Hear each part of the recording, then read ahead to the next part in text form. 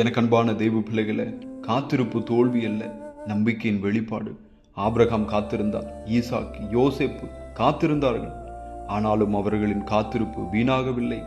காத்திருப்பு உன் விசுவாசத்தின் சோதனை.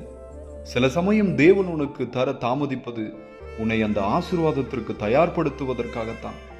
தாவீது உடனே ராஜாவாகவில்லை, அதற்காக பல வருடங்கள் காத்திருந்தான். அதுபோல காத்திருக்கும் காலம் வீணானதல்ல, அது பயிற்சி மைதானம். நாம் நம்மால் நினைத்தது போல் கேட்கிறோம், ஆனால் தேவன் அளிப்பது நம் கற்பனைக்கும் அப்பாற்பட்டது.